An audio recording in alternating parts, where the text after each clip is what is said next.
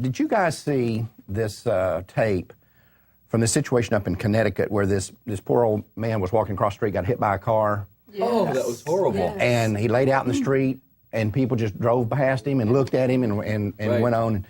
And, I mean, it was obviously a horrible situation. You think, how could someone just see that and just, first off, the guy that hit him took off, and then all these other people just kind of walking around Well, he looking at him. flipped over the car a couple of times. I think he broke his vertebrae and a couple legs. And He's a 70-something-year-old man. Right, and he's right. laying out in the street. On one news station I watched the other day, they had a thing about, what does this say about American culture, that we can do something like that? And they had this preacher, I came in on the thing late, so I don't know who he was or where he came from, but he was talking about, you know, we've become this society that's insular from things like this, and we can see something like this and just kind of walk by. And I thought, I wonder if this guy, what he's doing about abortion. Because I'm sitting there watching that video and I'm thinking, this is an analogy to the church. Right. All these people walking past, seeing that poor old man laying out there in the street. That's been hit by a car. That's been hit by a car, and some of them actually saw it happen, and they're sitting there walking by him and doing nothing. Those people, that's the church. And that man laying out in the street are the unborn. And I'm thinking, this guy right here, I'll bet you, is as guilty of that, of doing exactly the same thing as all these people. And he sits there and says, and if I had been there, I would have gone over and helped him and called the police or done something. I'd have done something to help this man.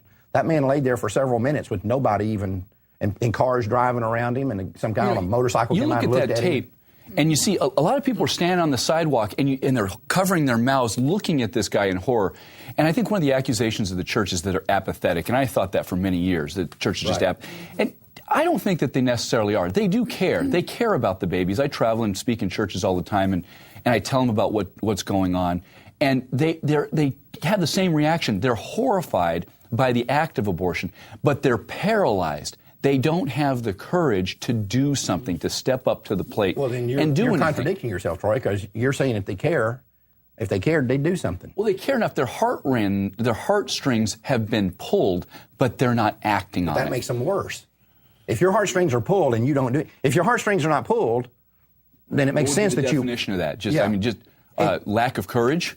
They're cowards. We've said it many, many times on here. These people are cowards in these churches that sit here with abortion clinics right down the street, some churches right across the street from abortion clinics, and do nothing about it. Right. They are worse than these people that sit here. My former church sits across the street from the largest abortion clinic in the country. Right.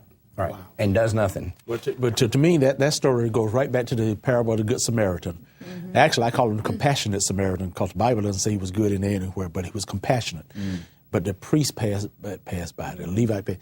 And that story was just, boy, do you realize if Jesus had to tell that parable today, he would say, yeah, a priest passed by, and a doctor passed by, and a lawyer passed by, and he would be naming all those people in those cars that passed by.